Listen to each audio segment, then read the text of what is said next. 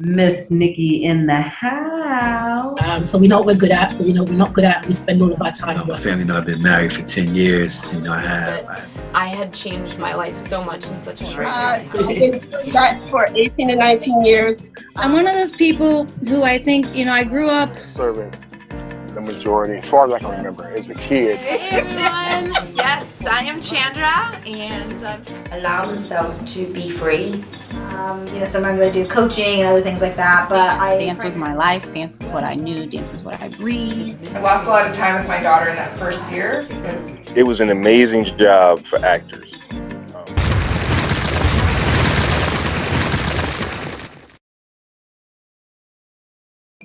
Hey, and welcome to the Commit to Change, otherwise known as C2C podcast, that gives a voice to the people who may be considered a small fry in their industry, but are doing big things in their communities.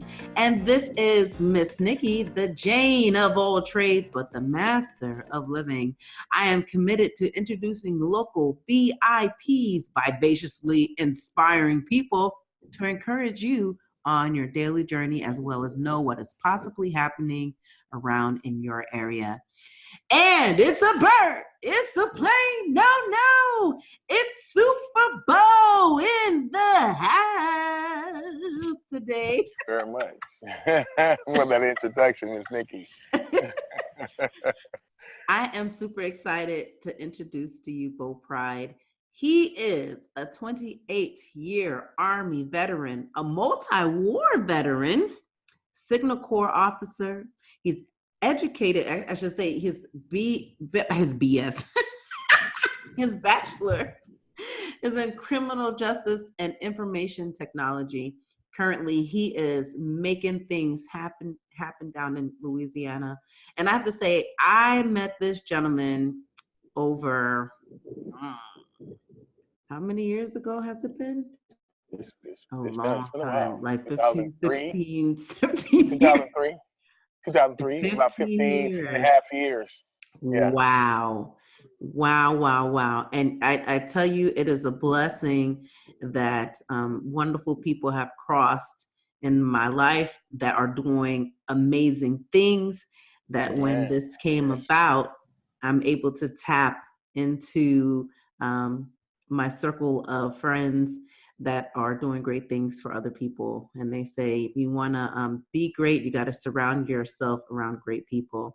And this gentleman is one of them. So I'm excited to have him on the podcast today. So besides being a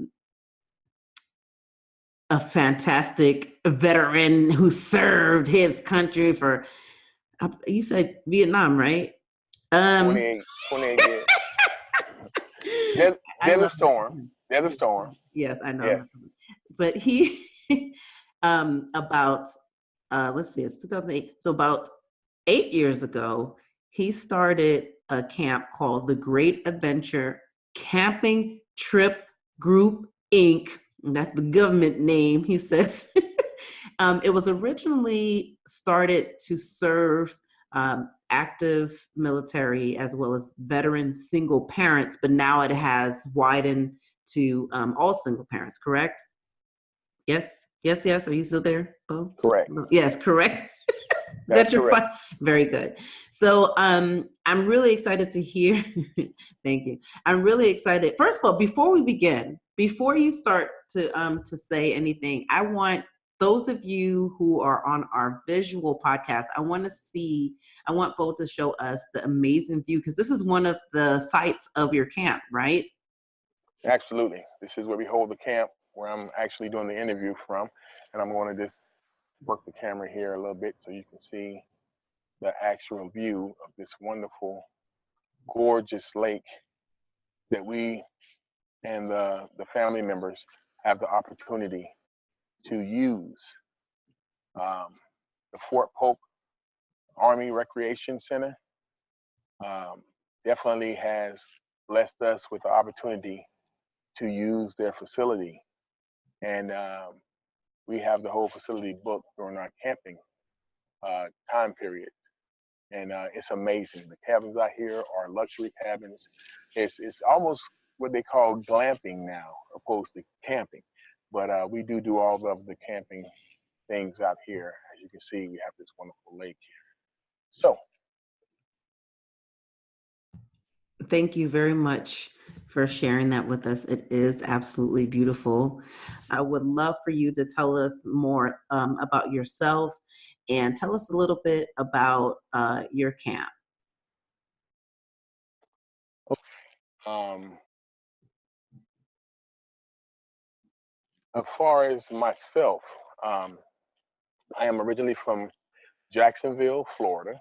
Um, After high school, I went straight into the military, and uh, I wanted to do great things. I wanted to travel. Hence my reason for joining the military. I wanted to serve. I've been a servant the majority, as far as I can remember. As a kid, I used to volunteer at one of the homes, rehabilitation homes they call them now, but we used to call them the old folks home back in the day. And go up there and I'll sit and talk to the elderly and assist them with things that they need on a daily basis. And that was as a young child. Now I give back to the community by doing the same. Um, I do a lot of volunteer work outside of my organization itself, and I feed the hungry here in the city that I live of DeRidder, Louisiana. We have a place called Soul Soup, where food is good for the soul. Everybody's heard that before. So Soul Soup is a community kitchen that feeds the homeless, the homeless, the hungry. You don't have to be homeless. It's anybody needs a hot meal. And sometimes coming up there is a good place for people to um, just sit down and talk and communicate with others. I am a multiple war veteran. I joined the military back in '88, and I served in the Desert Storm, the Gulf War, and I've served in Iraqi war on multiple occasions. So that's my military history. Again, of 28 years, and it's a lifelong lesson that I've learned, made lifelong friends, to include Miss Nikki. Yay! And again, thank you for having me here. Um, you mentioned before, I do have a bachelor's degree in criminal justice. A lot of the work that I did outside of the military was security and dealing with the local law enforcement. So that degree really helped me with that, because that was my way of life at the time. And then later on in life, I went and got my second bachelor's degree in information technology, which I am an IT professional. I started that in the military as well. My military background was also communications And and automations. don't forget to talk about your beautiful daughter. Yes, we can't forget that. I am a father, a single father. Actually, me and my daughter's mother were married, and she was also a military. We were dual military. After divorce, I got custody of our daughter. The choice that we decided was best for our daughter, and I raised my daughter from the age of 3 to the young lady that she is now at 23. So Fantastic. yes, sent off to college. She's doing great and wonderful things. So can you tell us, Bo, because I introduced you as Super Bo, and Yes. I want you to tell our audience just a little bit about why I even used that example. You can show them your necklace, and then kind of the history behind that, or a little synopsis behind it, because I don't remember. You told me years ago, but I would love to hear the story again. Well, the nickname Superman comes from when I was 6 years old, believe it or not. We had a little group of friends We had a little clubhouse, and when we run the neighborhood and do things, we didn't want to get caught up by our real names and get in trouble because that happened. So we decided to do something different and decided to come up with club names, so to speak. And since we all did comic books and read comic books and traded comic books back in the day, it was a big part of our lives as a young boy reading comic books because we didn't have video games and all that good stuff. That didn't come out till later. So we decided to go ahead and give each other code names. And in relation to the comic books, we're basically all superheroes. But what we wanted to do is not necessarily call each other by a superhero name. It just didn't sound right. You know, hey, Incredible Hulk. Hey, Spider-Man. So we came up with code names, you know, that were in relation to those superheroes. For example, um, David Banner is the Incredible Hulk when he turns back to the human form. He's superhero form when he is an Incredible Hulk. We had a individual that was temperamental, and he likes to start stuff, fight, like to carry on like that. So his character we chose for him because most of us like the same characters, and we didn't want everybody having the same name. So we chose a character for each individual in the club. So we had him stand outside the clubhouse, and we gave him a name according to his character and the way he was. So DB is what we called him, stood for David Banner, who's the Incredible Hulk. Now we knew that. Everybody else didn't know that, but that's the purpose of having code names. And it went on and went on and went on. You know, the Spider-Man character who climbs everything, jumps fence in a single bound, all that kind of great stuff. We called him Parker, as in Peter Parker. And that's what stuck. So we started calling him Parker. Now the group calls everybody by their code name all the time. So when we get into around other people, we're still calling each other by our code names to the point where everybody that gets to know us only knows us by our code name. They never know our real name. That was the intention of doing this like that. And when they had me step outside of the clubhouse, and when they selected my name, they called me Superman. That's how I got Superman. I don't know why they didn't call me Kent or Clark or any of those names like we did everybody else. I think they did it out of spite because I didn't really care for Superman. Mysteriously, I didn't really care for Superman because Superman was too much of everything. He was a superhero to superheroes, so it was unrealistic for me. And I think they called me Superman because my character. They say there's nothing I couldn't do. I'm the fastest runner, rode a bike, you know, skateboard, swam the best, you know, all those things that kids do. I was always at the top of my game. So they related me and my character to Superman at age 6. That's funny. But I have to tell you, I have to ask, you said that Superman, he's not, it's not, you said he's not, it didn't make sense to you. It wasn't, I just lost it now. This is what happened when I need some sleep. You said it wasn't realistic, but is any superhero? Well, you know, most superheroes, you know, most superheroes, if you read on them, they have a superpower that makes them a superhero.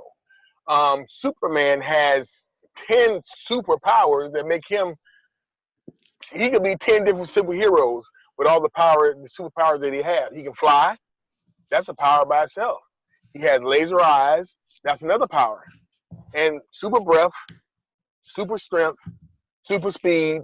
All of those are different powers alone by themselves. That's what I meant by I he's like the. I know. But I do know some people that have super breath.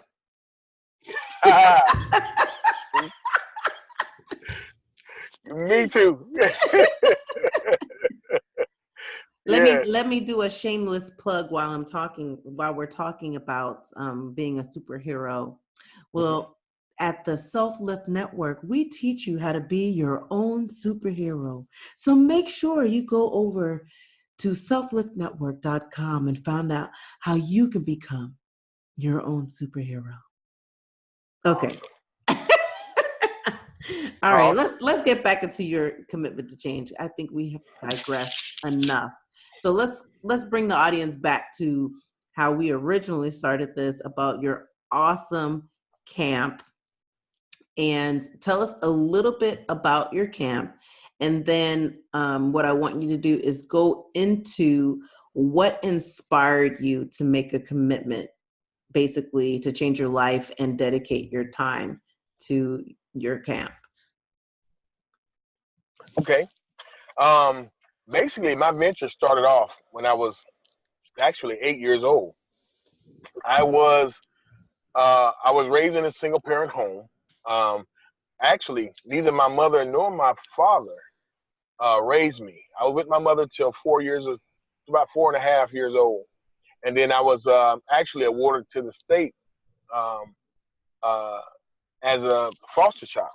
And from that point until I went to this, it was called a Children's Home Society, CHS, but basically what it was a modern day orphanage for kids who were looking to be adopted or in reserve until their families were able to provide for them properly.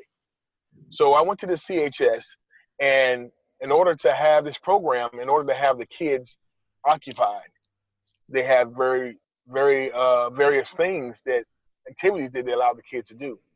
And one of those things that they allowed us to do was somebody afforded us to go to a camp. And it was a nice camp, but it was very expensive. Um, and we were at camp for 2 weeks. It was a residential camp. During that camp, as an 8-year-old kid, I learned so many things that made an impact on my life afterwards. And to this day, I'm still impacted by those things that we learned in camp. Camaraderie, teamwork, met new friends, um, do things that I've never done before. Uh, these are the things that go on in camp, all the time. Uh, Not only did we make new friends, we realized a lot of kids that were there were different from me, and it taught me that how to feel good about myself, and appreciate myself as a human being. I don't necessarily have to be like anybody else because I bring what I bring to the table. And like I say, things that I'm afraid to do at first. When I see other kids my age doing things and everybody's doing it, guess what? It's easier for me to go ahead. Positive peer pressure to do things that I've never done before.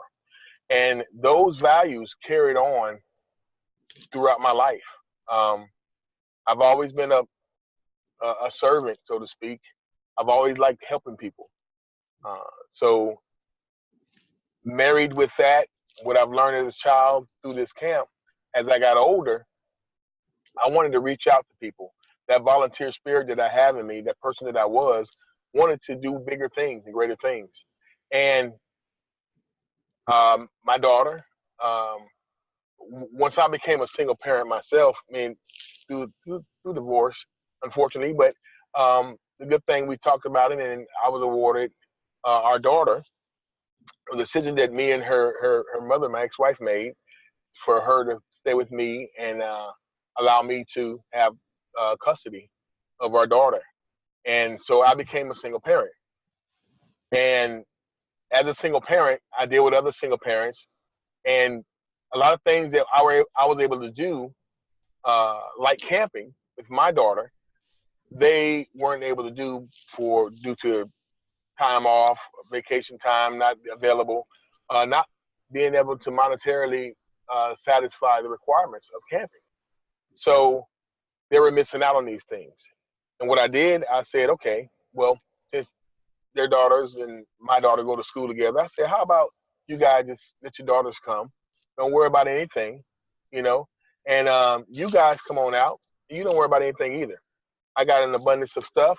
Everything's already here. We're going to get some cabins. Everything's taken care of. We have a good time. And that actually started out the Great Adventure Camping Trip. Wow. Doing things for families that couldn't do it. Wow. So when the camp actually developed, what would you say was your biggest obstacle since you decided to commit your life to developing the camp long term, and how would you say you overcame it? Okay, well, a few years after doing this, of course, I did it out of my own pocket with my own funds, and so as I continue to do this, more families and more families became involved, and it started growing. Well, it got to a point where, okay, now I'm putting money aside every paycheck, so around summertime, I have enough to rent all these cabins for all these families that are now coming out and enjoying themselves, like a big, big fun camping trip for everybody. And nobody has to pay because I'm putting all the money aside so that everybody don't have no stresses, financial stresses or anything else. So it makes it more attractive for those parents who wouldn't do something like this. This way they allow their kids to do some things because they're not restricted financially. It got to a point after about the fifth year that fifth year, that I was like, whoa, I'm not gonna be able to do this no more and fund this by myself. So the obstacle was to get a way to fund this camp that I'm putting on every year, bringing all these people in and allow them to continue to come and more people to come, but have a financial resource that would allow me to do so. So that was my biggest obstacle at year 5. And I just year 4. So year 5, I decided to go ahead and become an actual nonprofit organization that would allow me to collect donations and get sponsorships and stuff like that. And at the time, I decided to do that. I was actually going to a wonderful church and a member of the church, and I went to my pastor and I talked to him and I explained to him what I had been doing for the past 5 years. Mm-hmm. And he immediately exploded with excitement and joy for what we were doing and the idea of taking care of other families, selfless service, basically. And he came on board. He was on board with it from the jump. And he allowed me to get my financial status up by donations and sponsorship, as well as paying for all my nonprofit organizational requirements through the state and federal government. Wow. So would you say that he is your biggest supporter, or do you have a... He is my pastor, Grace Church of the Ritter, is my biggest financial supporter. But my biggest supporter overall is my daughter, because without my daughter, this wouldn't have never came to pass. And as we're doing this young girl who grew up as we were doing this for other families, took in those ideas and responsibilities of her dad and everything else. And she supported me. And now that she's become a teen, she was supporting me, helping me get stuff situated. And into her adulthood after college, she is now basically the assistant director for my organization. Oh, okay. Yes. All right. That's really good. And how does she feel about being a part of such a project? the responsibility is great, and it's amazing to see such a young adult flourish and bloom like a beautiful flower when it comes to taking on the responsibility of what an assistant director or co-founder would do. Mm-hmm. She didn't miss a beat. She knows the camp better than anybody besides myself because she's been to every single one in the process of preparing for every single one. And it was her friends that originally were the first ones to attend the camp, basically. So she knew the camp from up bottom to top. Okay. And is she happy to work with Dad? Yes, she is, and That's she's good. great at it. Good. Now, how do you feel like you're adding to, how do you feel you are adding value to your community? Well, with the everyday um,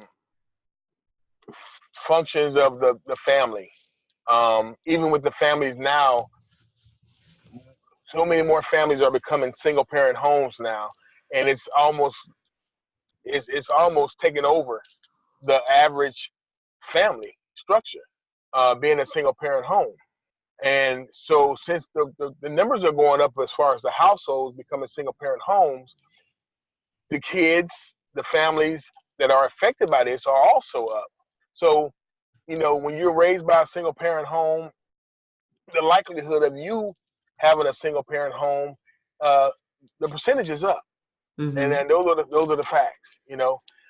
So what we need to do, and my piece of the pie is trying to do something for some families to hopefully steer them a different way or let them know that they can do it, and and the bonding of the relationship of the home, we want to keep that intact.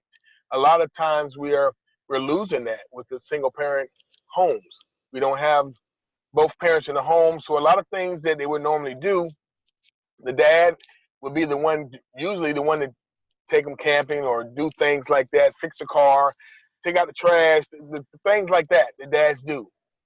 The mom and doing the normal mom role in the household, you know, um, a lot of those things are not there when you have only one parent.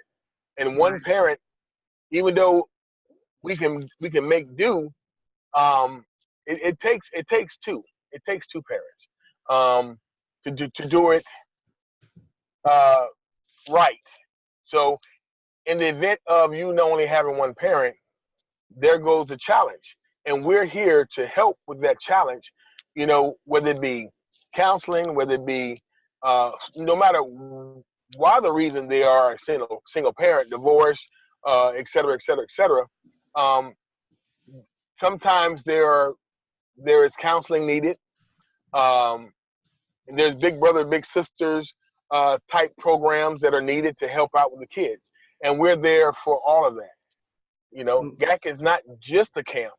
The organization um, establishes with uh, say 125 people come out to the camp. 365 days a year, the GAC group focuses on those families. And some families may need counseling. Some families may need big brother, big sister type functions. And, Right. um, some families may need baseball gloves because they can't afford them. Whatever those families need, that's who we focus on. And outside of doing stuff in the community for other organizations as well. Wow. Okay. I think that's really great that you're doing so much and giving back so much to the community. And um, it's not an easy feat to step out of what is considered the normal ways of life with just the regular 9 to 5 and stepping out to do something like this that means it's taking a lot of what will be considered your free time to dedicate to other people, to make them smile, to make a difference in their lives. So I ask you, what tips or advice would you give someone else who may be sitting on the fence of their own field of dreams, and trying to decide what to do in their lives, and maybe have fear, or they just want some questions answered. What tips or advice would you give someone like that? My tip to someone who wants to really reach their goals and have ideas that may sound good in their mind, go for it. Go for it. You charge it like a bull seeing red. You know, put your energies, put your efforts and your resources into accommodating your vision, your goal, and things will come up. Things are going to come up where it may not seem so positive, but I promise you, if you keep driving, you will get what you need. You will get the information, you will get the support that you need to make your dreams come true. Never give up on your dream, because it's a dream for a reason, you know. And people, and we all dream, and there's a lot of other people, I'm sure, that have the same dream you have, or something close to it, that will allow your dream to support their dream, and therefore they will support you. Absolutely. Hence why we're here today. Yay. Absolutely. Yes. Yes. All right. It is time for the lightning round. So I have 5 questions for you. You got to answer them quickly, off the cuff, and short and sweet. Right? Here we go. Dun, dun, dun. Bum, bum, bum, bum, bum, bum, bum, bum, bum. Lightning round. Okay. What initially held you back from making your commitment to change? Initially held me back was I wasn't old enough. I always volunteered in my younger life, and I always wanted to do something positive. Didn't know what it was, but once I actually got the vision in my head and I followed that dream, I was an adult then, but yet the vision came when I was younger, and I put it into play, and I did exactly what I just told you to do when you have a dream, and it came true for me. Very good. What is the best advice you've ever received? The best advice I've ever received is to never give up. Never give up on your dreams. Never give up on what you want to do in life. All right. Share a personal habit that contributes to your success. Me, I've always, I grew up in the church, and I believe in God, and a lot of those things that allow me to believe what I believe is helping others. I've always been the kind of person, child, young adult, to help others. There's always somebody who needs help. I was that kid. I was that single parent. So in all aspects of what's going on in the camp, I've been there. I've lived it on both sides, as a parent and a child. And now I'm able to do something about it. Yeah, that makes sense. You were fulfilling a need that was dear to your heart. So absolutely. What book would you recommend to our audience, and why? Book.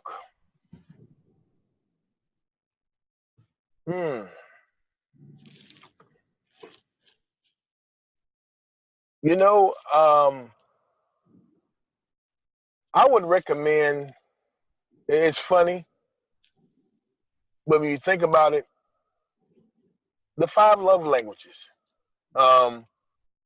This book tells you about being a responsible companion and what to look for in companionship with other people. You know, usually as in husband and wife, boyfriend, girlfriend, but the meat and potatoes of understanding what the 5 love languages are is taking time to sit back and take yourself and what you feel out of the equation, so you can absorb what somebody else feels and the love language that they have. And once you allow yourself to do that and not let your feelings involve in that decision making for that person, then you can understand that person and communicate love with them even better. That includes husband, wife, mother, daughter, son, father, daughter, son, any relationship that applies to any relationship. I think that's a very excellent read. I'm putting that on my list. All right, here we go. Question 5. If you found out that you had 1 hour left to live and you were given the opportunity to share one final message, what would it be? You are just a speck in this world, in this creation. God put you here for a purpose. That purpose is in relation to everything else going on in this world. So that means this world and its existence is not about you. Even your existence is not just about you. It's about what you do while you're here, what you come in contact with. So I would advise any and everybody to think of someone else, something else that can be done to make somebody else's life better. Even at the end of yours, you only have an hour to live. Share that experience and why you feel like you feel, and I promise you that'll change somebody else's life. Mm. But you know this hour is your hour. You only have 1 hour left to live. Yes. Even though I only have 1 hour left to live, I would use that hour to express, what I'm feeling now in that only hour that I have, and it to make an impact on your life. Awesome. I would still go out telling others to do more for others. Well, Mr. Pride, please tell our audience where you could tell them some more about doing things about their life. I don't think I just made any sense whatsoever. But in my head, I knew what I wanted to say. It sounds good. Yes. How can our audience find out more about you and what you're doing? Well, we can easily be looked up. You can Google us just by saying Great Adventure Camping Trip Group or the GACT, G-A-C-T, which is the acronym for Great Adventure Camping Trip.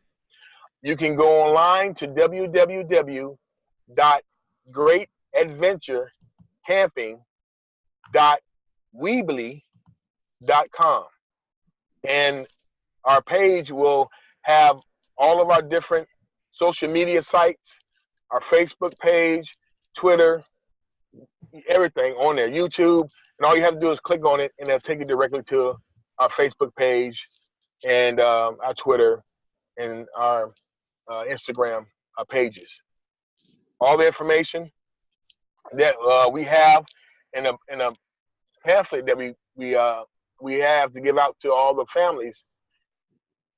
Everything on here, to include this pamphlet, is downloadable on the website, and it tells you everything about the camp, who we cater to, what we do, the founding, the mission, everything here. Where, who, what, when, where, why, and how. And all that can be found at www.greatadventurecamping.weebly.com. Fantastic. All right. Well, that's a wrap. I want to thank you again so much, Mr. Bo Pride, Superman. Thank you so much. It's a pleasure. Yes. It's a pleasure. Thank you for having me. You are absolutely welcome. And you are an awesome VIP guest here on the C2C podcast. And I want to also say thank you to all of our listeners for tuning in. We hope you feel inspired today and to keep moving forward towards your goals. Please stick with or make a commitment to change your life. And please make sure to check out the links provided by our guests and share today's podcast and information with anyone you feel may benefit from it. And remember, in order to get to the top of the steps, you have to take the first step. Just don't step on anyone on the way because you just might trip.